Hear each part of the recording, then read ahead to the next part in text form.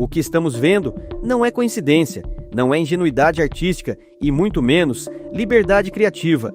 É hipocrisia institucional em estado puro. Em 2006, quando uma escola de samba ousou exaltar um programa do governo paulista e colocou um boneco do então governador Geraldo Alckmin num carro alegórico, o PT entrou em surto, gritou propaganda eleitoral, tentou censurar desfile, correu para o tapetão como quem vê o inimigo usando as próprias regras do jogo. Naquele momento o carnaval não podia ser político, a arte tinha limite, samba não podia votar. Avança o tempo e o teatro se repete, só que agora sem nenhuma vergonha na cara. Acadêmicos de Niterói transforma a Sapucaí em comício de luxo. Biografia de Lula em forma de samba enredo, ataques diretos a adversários políticos, jingles eleitorais reciclados, número de partido cantado em coro, tudo embalado como se fosse apenas manifestação cultural. A diferença agora é o lado certo sendo exaltado. E aí, magicamente, a propaganda vira poesia, o palanque vira alegoria e a militância vira artista incompreendido. O escândalo não está apenas na escola de samba, está no silêncio cúmplices das instituições. O TSE, que adora bancar o rigoroso quando convém, agora enfrenta um teste simples. Vale a lei para todos ou só para quem não é amigo do poder? Se passou pano em 2006, vai passar de novo. Ou vai fingir que não vê para não desagradar quem hoje ocupa o Planalto. Se isso for normalizado, acabou qualquer limite. Carnaval vira horário eleitoral gratuito, avenida vira palanque e a liberdade de expressão vira biombo para propaganda política descarada. Não é arte, não é democracia, é bajulação organizada com dinheiro, palco e proteção institucional. E quem aplaude isso hoje não terá moral nenhuma para reclamar amanhã. Eu sou Matheus Cruz e sejam bem-vindos ao canal. Se não for ainda inscrito, se inscreva e ative o sininho das notificações para ficar ligado aos assuntos políticos da direita brasileira.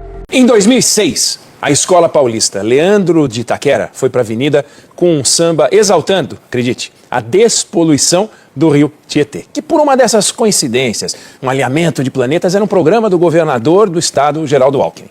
Aí em cima do carro alegórico colocaram um boneco gigante de 3 caciques tucanos, entre os quais Alckmin, que sairia candidato a presidente naquele ano. O PT tentou proibir o desfile porque, naquela época, achava que isso era propaganda eleitoral antecipada. Aí agora vem acadêmicos de Niterói fazendo a mesma coisa, só que de forma mais descarada, contando a vida do candidato Lula, com ataques a Bolsonaro, Michel Temer, uso de jingles de campanhas antigas de Lula, repetição cantada do número do partido. Então, o TSE tem um belo desafio. Passa pano, como aconteceu com Alckmin em 2006, ou faz alguma coisa até para evitar que a bajulação política vire moda no carnaval, usando a liberdade de expressão como escudo para propaganda política desavergonhada. Eu preciso fazer uma autocrítica, e ela é dura.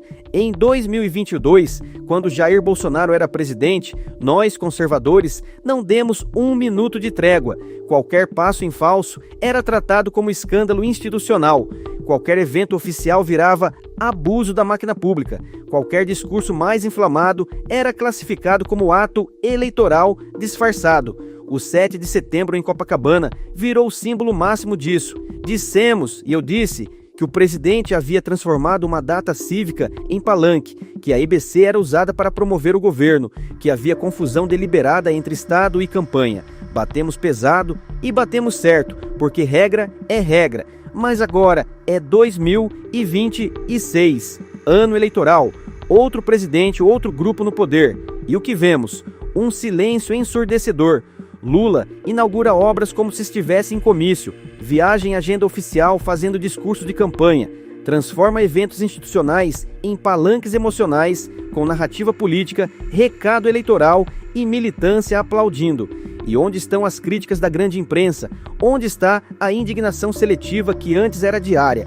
A reeleição sempre foi uma distorção do sistema, desde Fernando Henrique Cardoso, uma emenda nascida sob suspeita vendida como modernização, mas que na prática criou um monstro, o incumbente com a máquina na mão e o adversário com panfleto na outra. A justiça eleitoral finge que só existe campanha quando o calendário autoriza, enquanto a pré-campanha vira terra sem lei, um faroeste institucionalizado. E aí chegamos ao cúmulo do absurdo.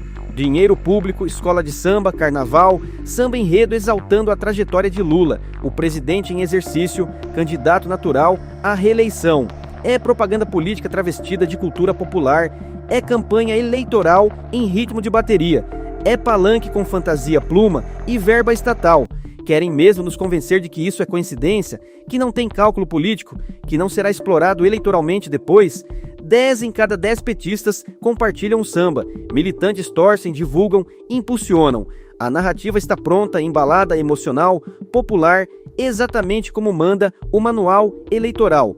Se isso tivesse acontecido em 2022, com Bolsonaro, o país estaria em chamas, editoriais histéricos, capas acusatórias, pedidos de investigação em cadeia nacional. Mas agora não, agora é expressão cultural, agora é manifestação artística, agora pode. E é aqui que entra a autocrítica conservadora. Nós denunciamos corretamente quando era o outro lado, mas precisamos manter o mesmo rigor agora. Ou a regra vale para todos, ou não vale para ninguém. O que está acontecendo é o uso escancarado da máquina pública em benefício simbólico, emocional e político de um projeto de poder. Isso não é democracia saudável, isso é normalização do absurdo, isso é campanha antecipada financiada pelo contribuinte, sambando na cara de quem paga imposto. Não é coincidência, é método.